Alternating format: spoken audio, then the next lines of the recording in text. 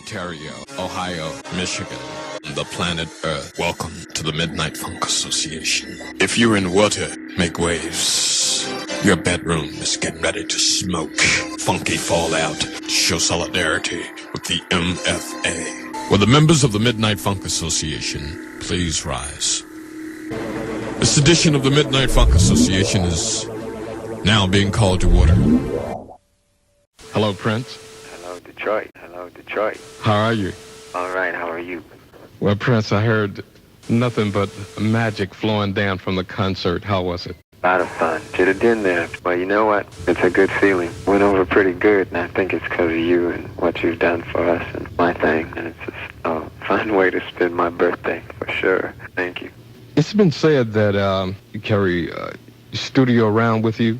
You get up in the middle of the night, you get an idea for a tune, and you get up and go do it. There's just no such thing as Prince being off from work. Well, I don't know. It's the thing is that when you're called. You think you hit on something right, you try to do it again, you know.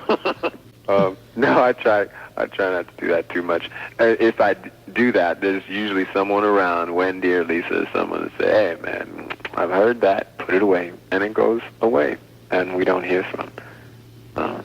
That's all for a while. I don't know. It depends on the song. It depends on the color. They all sound differently. It's very strange. I try to stay original in my work. In the 80s, if you put a Prince record on, it wasn't going to sound like anybody else's records.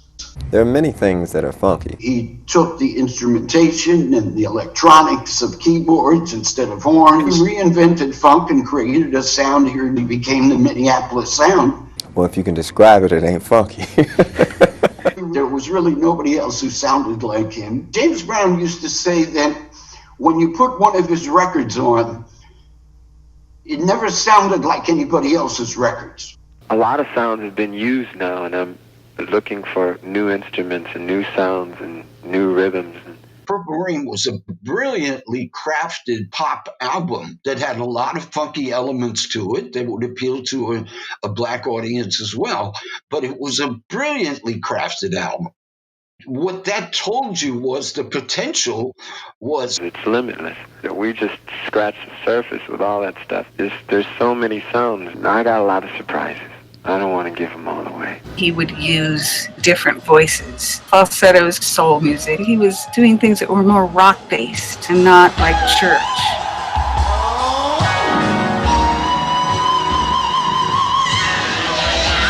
He'd sing in his natural range and then do falsetto background vocals. My brother used to joke sometimes, oh, that was his white guy lick. The forces of good and evil. He made that decision to be more of a rocker. He was adopting something that you'd only seen in the rock world, and it was this black guy doing it. Because he was mixing religion, that scared a lot of people. There were always extremes. Prince carved out his own niche. It really clicked with me, and I was like, oh my God, I think he's right. Dark and Light, Alice Cooper, Black Sabbath. They were afraid when they'd see a cross hanging and you're naked in your shower. The rest of pop music was operating within the gray. Prince brought in, I'm a sexy something. I could be anything you want me to be. What do you think he'd like for his 25th birthday? Me. I came in from Denver to wish him a happy birthday. What do you think he'd like for his 25th birthday? Probably a big show out here and everybody in purple. You could see all of that starting to evolve even in the audience dress sense. It was becoming more white. Women would show up in their lingerie. There were people influenced by his fashion, men and women.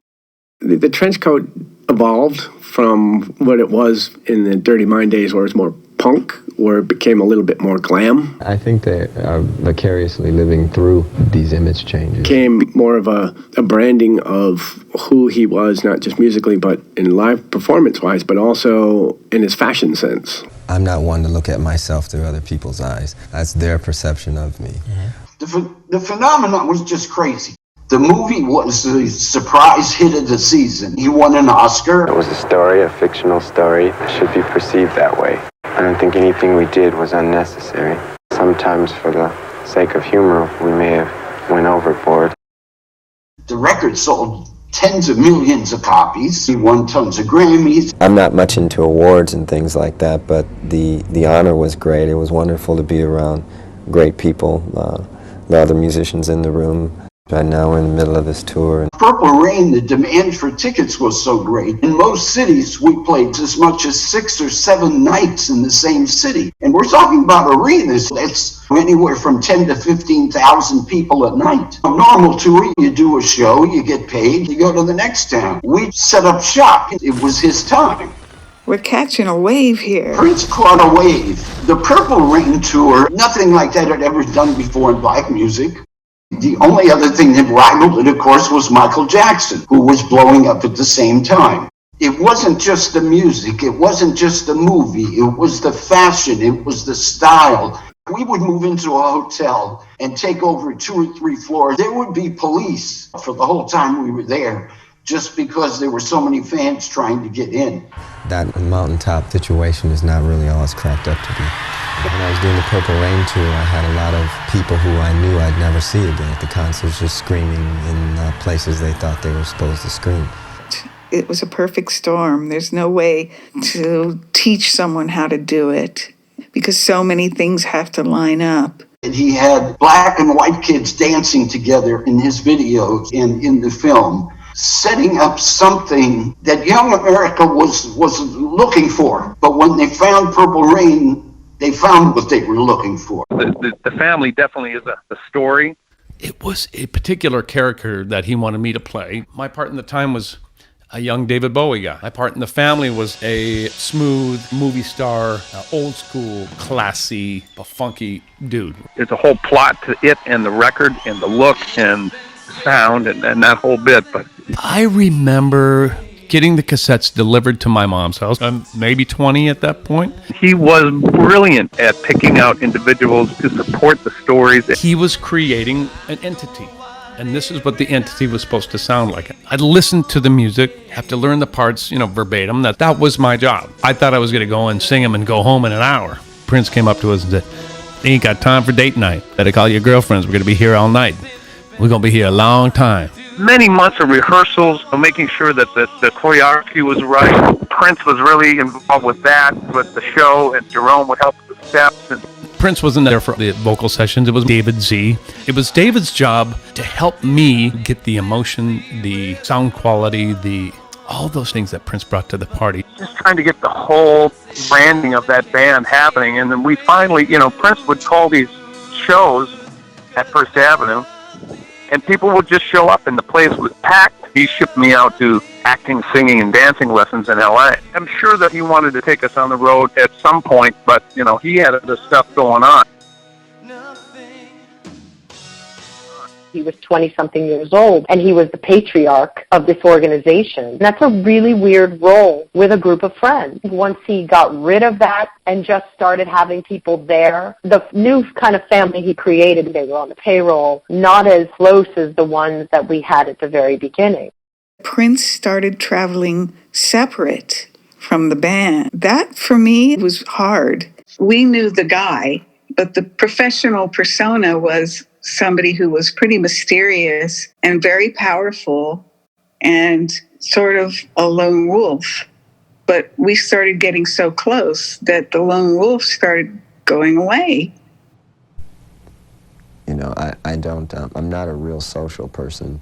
I don't hang out a lot. I have my friends, but it hurt. I was like, well, how come he's just in that limo by himself and taking a Learjet to the next thing and the band is on a bus?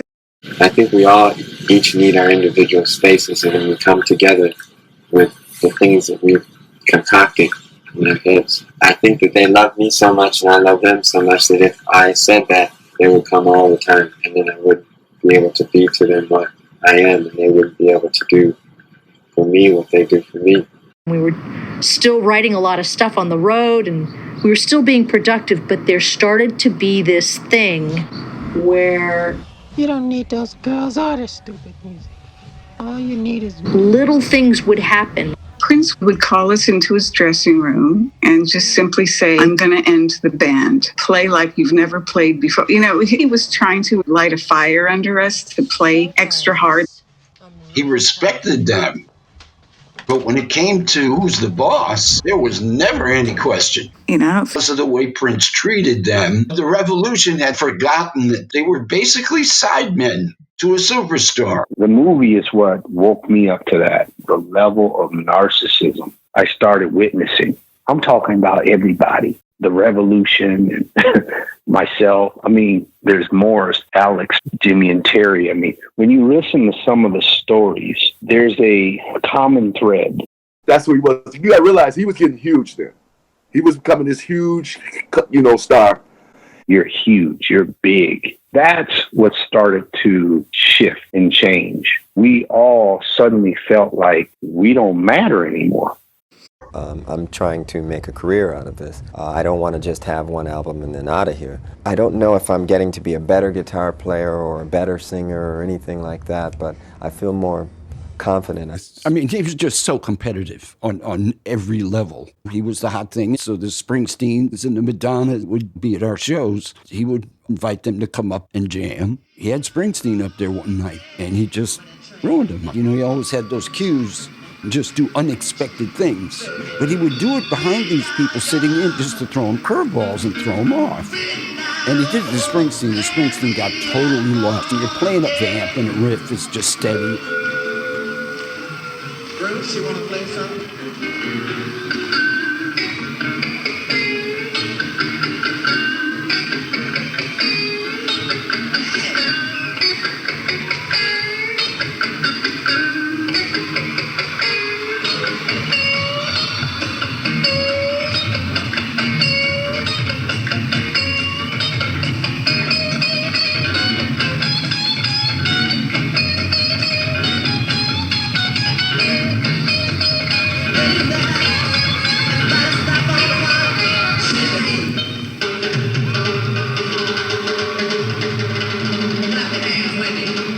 And then all of a sudden the band breaks out and goes, Springsteen's like, what the hell was that?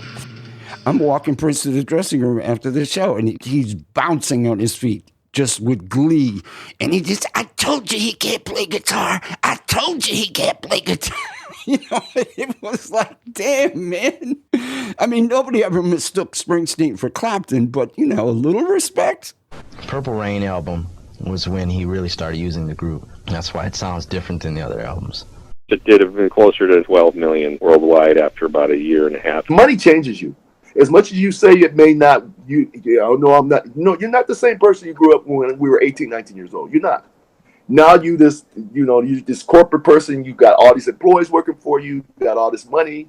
You could buy your daughter around the world and stuff, and that can get to you. It can get to you in a negative way sometimes when it comes to your friends. Record sales and things like that, it really doesn't matter, I mean, it keeps a roof over your head, and it keeps money in all these folks' pockets that I got hanging around here. Someone said, maybe we should ask for a raise. He refused to have business conversations with his band members, or really any employee. It's like, I have management, talk to the business manager, or the tour manager, or my personal manager, but not me. I don't do that. You'll have a manager, you'll have an attorney, you'll have various record company people. Everybody's taking a cut of everything that you do. But we weren't making any money, right? Well, maybe we should just ask for just a little raise. It wasn't much, and I'm not even going to get into the price, but it was just the idea of it. It really didn't sit well with him. Once you've opened that can of worms, you can never close it again. We had to accept, okay, we're the band, but it really is about Prince. He was pretty cold-blooded about that. It's like, this is what I want right now, so I don't care what anybody thinks. He knew what his purpose in life was, and it was to be Prince. That's all I want to be. That's all I ever tried to be. What it is? Hello? How you doing? Well, Stevie and Michael and Lionel are here. So we're just getting ready to cut the track now. We're getting ready to cut the basic now.